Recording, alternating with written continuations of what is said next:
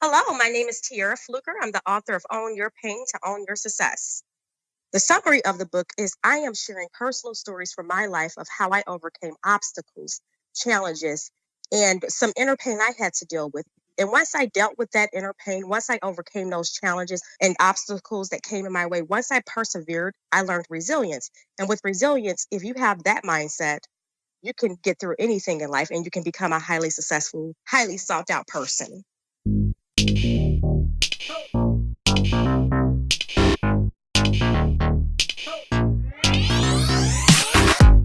Book Lovers Unite. I'm Demethius Jackson, and you're listening to the Chapter 1 podcast. The greatest stories ever written all begin with Chapter 1. In each episode, our guest authors will share their first chapters with you. On today's episode, I'm going to be speaking with Tierra Fluker. She's the author of Own Your Pain to Own Your Success. Within this book, she goes through her personal journey through adversity and how she was able to overcome it, but then she takes it a step further and actually gives you practical tips to help you become aware of your situations and push you closer to where you want to be.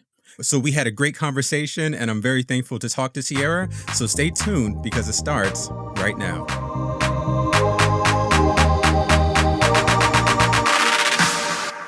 Life can throw you many curveballs unexpectedly. I remember when I wrote my first book and it was released, many unpleasant things took place. Some of the things I experienced were family, friendships, and business relationships becoming stagnant. Many people were not present or supportive when I felt that I needed them. My boyfriend at the time became distant, resulting to our relationship breakup. Friends and family were very withdrawn. I needed the people that were closest to me to be supportive.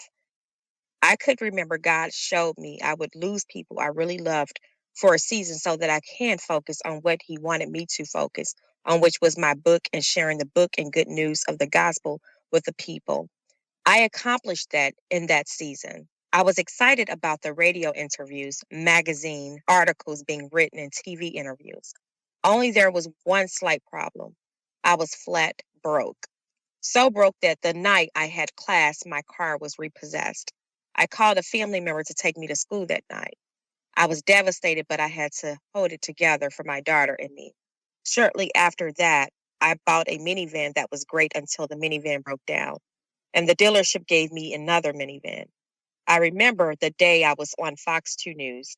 I came home to my apartment only to see that I have been evicted. I called family members to ascertain if my daughter and I could stay with them. However, no one had space. I was confused about where to stay until around 1 a.m. when I called a friend and she said I could come stay with her.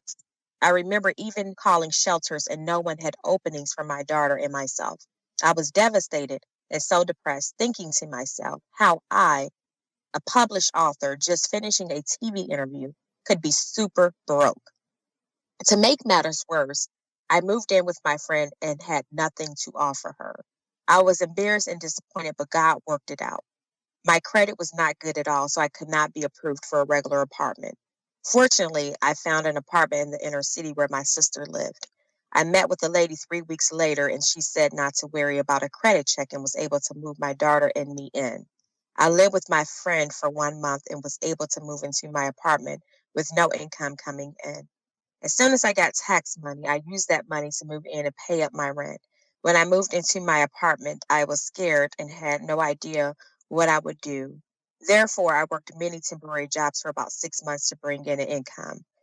I remember there was an instance where I got a job with a great company and it was temporary to permanent. I said to myself, I will put my business and my dreams on hold to live the normal life and make this my career. As soon as I made that commitment, the car I had at the time I had paid for in full broke down. I was not able to go back to that job because in training you were not allowed to miss days no matter what happened. I was devastated and did not know what I was going to do. Then a company I really wanted to work for, which was a sales job with great potential to make a great income, offered me a job that following week. I had no car, so I really had to think things through as how I was going to get back and forth to work. I decided to rent a car. That Saturday, I rented a car with the money I had left in my savings. I was happy finally to have it together. I remember I took off work on a Friday when I was out of training to go buy a car. I was excited to buy a 1998 Plymouth Breeze car for about $1,000 and it was running pretty good. Monday morning, I walk out to my car to find it not in the parking lot. I searched for my car and did not find it. I finally called the police and insurance company to file a police report that my car was stolen. I called my boss to let her know what happened. I am sharing this with you to let you know that no matter what you go through in life, God got your back. You can be going through a divorce, a job loss, and financial problems, but if you have faith in God, He will provide just in time and He will send people your way to help. After all these things occurred, people started calling and pouring into my daughter's life, giving her clothes and school supplies. A friend of mine found someone to donate a bed and TV to us. My daughter's father had gotten her braces, which was something she needed. God supplied everything that we needed. So I say this: put God first, pray, and stay faithful, and everything that you need through the chaos will come together.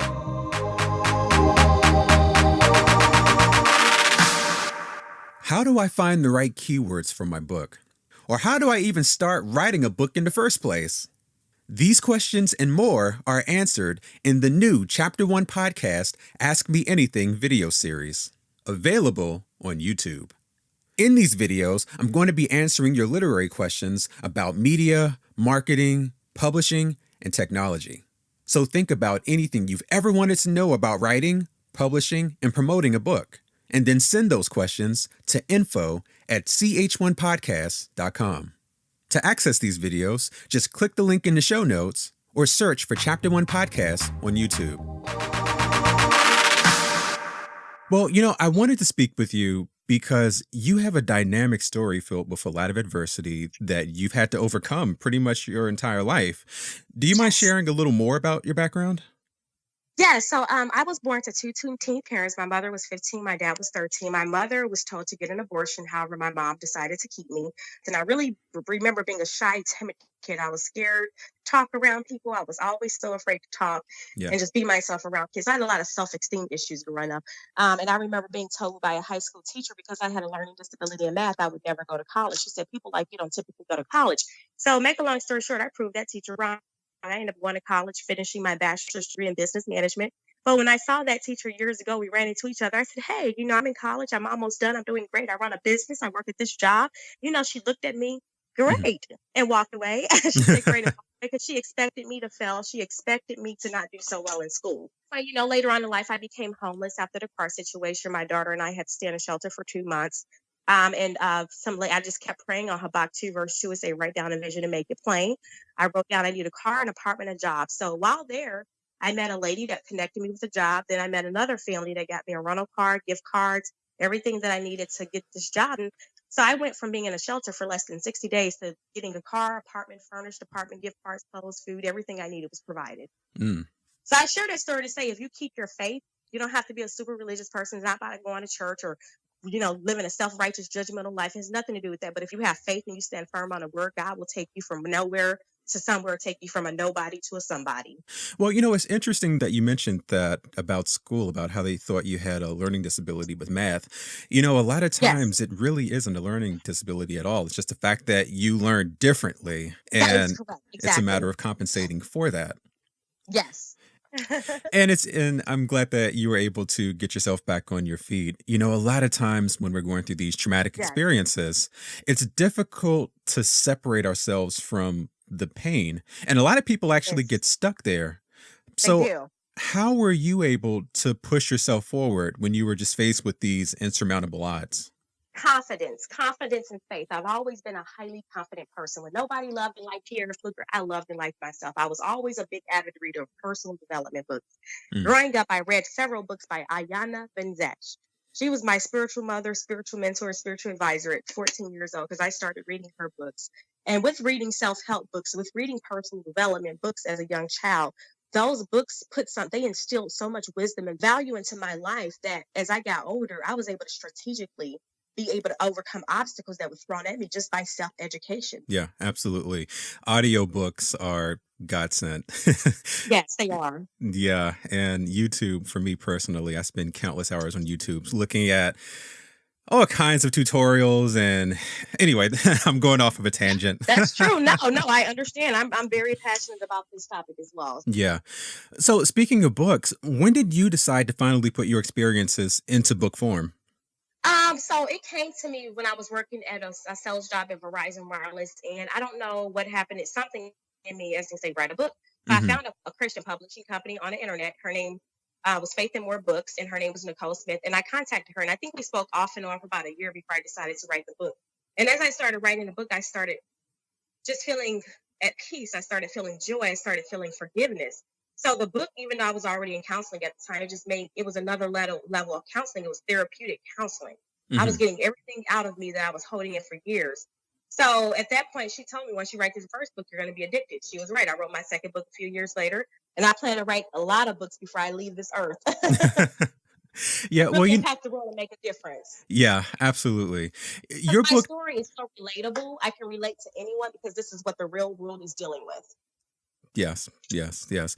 And your book to me comes across as biographical as well as a reference book because you're talking about your journey from basically on the streets to entrepreneur. And you Yeah. also share some of the things that shifted you into that winning mindset. Yes. Would you say it was an immediate shift or did it happen over time? Because, Yeah, sometimes. it took time. It still happened over time. It wasn't like an immediate shift or anything like that. Being on a journey of self-healing and letting go of hurts and unforgiveness, that can take years. It's a process people don't like to deal with because it does take years. It's uncomfortable, it doesn't feel good, and it's not instant gratification. So when you're dealing with the inner world, such as your pain, past traumas, past hurts, or something traumatic that really happened to you even as a child, lots of people run from that. And sometimes they'll just do drugs every day or, drink themselves to death or go party to not deal with the reality of what really happened. But when you go that deep within, when you eliminate whatever you're trying to do to self medicate those issues, once you release that, you have a freedom that is undescribable. You have a love for people that is undescribable. And another thing that happens is when you actually sit down with someone that has not dealt with their past traumas and issues and past hurts and unforgiveness, you're able to identify and pick up on the spirit of that person when you have actually processed and dealt with that and you've been delivered from all those things yourself. You can identify and pick up on the spirit of what people are going through, which is a Absolutely. whole nother level. Yeah, and that's why I was asking the question because a lot of times it's hard to heal and overcome those things because we don't even realize that we're going through them. Sometimes it takes Yeah, that outside person to pick up on it and maybe gently nudge you in the right direction. Or sometimes you just kind of have that moment of clarity where it's like, oh my God, what am I doing? right. It's unique for each person. Yep, it is very different. And you hit it right on. I've seen it happen with my own eyes. And what I also liked about your book was that not only is a testimonial, but you also provide some practical tips. For example, you have a chapter on developing a team, creating an emergency action Yes. plan. You also go into like generating multiple revenue streams and so you never have Yes. to go through those type of hardships. Yes, and I shared the pain and getting through how to love yourself, how to get through the chaos, how to get through the uncontrollable chaos, how to find your passion. So you see, I took baby steps with talking about the inner world first. And then I show once you get through all that, then you can accept your passion. Then you can find your call. Then you can find your purpose on life. And once you find those things that you're called to do while you're on earth, while you're working that 8 to 5 job, you can be working on your business on part time on evenings and weekends or finding your passion and hobbies and doing that in the evenings and weekends. Let's actually take a step back and go through some of the chapters that you've written in the book. Or actually if you just want to list the chapters that you have because I think Yeah, they're and pretty yeah, unique. that would be great. So, the first chapter that I'm going to go over is chapter 1, loving yourself unconditionally. Chapter 2, getting in tune with your emotions. Chapter 3, discovering who you are. Chapter 4, creating an action plan and utilizing it. Chapter 5, living beyond your wildest dreams. Chapter 6, create a life handbook. Chapter 7, create a team. Chapter 8, crisis and emergency management plan. Chapter 10, no expectation of others. Chapter 11, what is success to you? Chapter 12, how to handle uncontrollable chaos. Chapter 13, being brought to my knees. Chapter 14, surviving homelessness. Chapter 15, multiple streams of income. Chapter 16, how to gain commercial cleaning accounts. Chapter 17, starting a beauty supply business. Chapter 18, the interview of influential, successful people. What do you say is the one thing that you want your readers to take away from your book and from your personal experience? Sitting down, reading, breathing, and truly writing down what is it you wanted to do with your life when you were 9, 10, 11, 12, 13, 14-year-old. Ask yourself, why did you not fulfill that dream? What got in the way? Who told you you couldn't do that? Write down what they said. And 3, write down, why did you listen to that person? Why did that person affect your decision of what you wanted to be in life? And then once you identify that, if you have to get further counseling to get through that, that's fine. But at this point, you work your job and you start creating steps to work on that childhood dream that you wanted to be and do, no matter how outrageous it may seem, no matter how crazy it may seem. You can be whatever you want to be, no matter what age you are. You can go back to college, regardless, no matter how old, no matter your ethnicity, no matter your religious backgrounds, no matter your family, no matter your friend, who your friends are. You can be whatever you want to be in life. And I think that's beautiful. Thank you. How are you spending your days now? Because I know you've got a lot going on with the businesses and the books. I have 3 companies, Demethius. I am busy. So I run Distinctive Events Management Company. We do about 2 to 3 expo or networking events per year. We have the 6th annual Healthy Living Expo coming up. For more information, people can visit my website at www.distinctiveead.com, which I will be selling my books there. My second business is I run Total Package Solutions Commercial Cleaning Company, which I'm a managing partner. So we do detailed, meticulous cleans for retail stores, for car dealerships. And my third company I run is the Tierra Fluker brand, which I have an annual Tierra Fluker Foundation. We provide 2 single mothers with 2 book scholarships annually. And we give that to single mothers who are working full-time and who is in school part-time or at least part-time or full-time. We also, I provide speaking engagements on how to overcome obstacles and challenges in life to be successful. And my third book, will be released January 2019, which is called Own Your Scandal. Mm-hmm. I think this book is going to be a top-selling, best-selling book. I was actually going to ask you about that book next. Yes. Can you tell us a little bit about the third book, the Own Your Scandal? Oh, yes. Own Your Scandal. I'm going to talk about things that I should have put in my first book that I never talked about. So I'm opening myself all the way up. Like, you know how they say good girls don't tell? I have discovered I am a lioness. So good girls don't tell, but the lioness live in their raw, unedited truth. So I have now capitalized on this title called Lioness Woman. A lioness woman, which is me, is a woman that can overcome anything that is thrown at her. She's independent, very ambitious, and she is living in her raw, unedited truth, all by living her best life. So that's a synopsis of this truth. I am going to bring out the lioness in me. I came from some elderly, strong-willed women who raised me growing up, and they're all passed away with my grandmothers and my great aunt. And something women don't do is we just keep our little mouth quiet and we want to pretend to be this good girl while we got all these things going on in our world that we don't ever talk about in public. So I'm actually talking about scandal from my life to my family life to friends' lives and through people's lives that I've met over the years. And it's not throwing anybody under the bus. It's just saying, hey, what ways can we prevent suicide? What ways can we prevent drug abuse? What can we do to prevent people from committing suicide, from going through depression, from keeping everything hidden in? All that comes from living a lie. It comes from not really being who you are, 1. 2, it comes from not really telling people what's really going on in your life, 2. And 3, it's just not really living your life. You're not doing what you're here to do. Most of my depression came from not living my truth, not doing what I was called to do. My pain and depression that I dealt with in my 20s came from living a lie, wearing a mask, and not telling my unedited raw truth. So this book is going to shift and change and impact generations of women and men to be who they truly are. I lost a friend. Her husband came home. She was dead. She lived a perfect Facebook picture life, but she had some secret things that she was going through and nobody knew about it, not even her sister. So it's time for us to break this generational curse of keeping things quiet. It sounds like an amazing book, and that's a pretty awesome hashtag. you run with that. Yeah, lion or lioness, we live in our raw and edited truths. Yeah, especially nowadays, that hashtag will go far. Well, I'm really looking forward to that book, and I think you can actually see your evolution through your catalog of books. So I'm really interested to see how this book's going to come out as well. So, okay, I think that's it for me, is there anything else that you wanted to discuss or No, that I but may miss? I feel privileged and honored to be on your radio podcast. I just hope I can really bless people with my story. Thank you again for joining me today. And you kind of mentioned some websites before, but where can readers go to learn more about you and what you do? It's easy, actually. It's www.tierra, Tierra, Fluker, FLUKER.org. TierraFluker.org to order my books or to book me for a speaking engagement.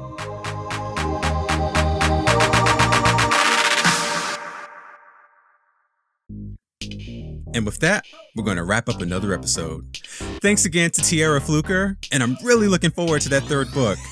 If you have a question or comment for her or for me, or you know an author who you think would be a good fit for the show, let me know. Connect with me on social media. I'm on Facebook. I think I'm back on Twitter, YouTube, or email me at info@ch1podcast.com. Check out our website at ch1podcast.com, where there you can listen to previous episodes and hopefully find your next favorite author. Subscribe to us on iTunes, Google Play, Stitcher, SoundCloud, Overcast, basically wherever podcasts can be downloaded.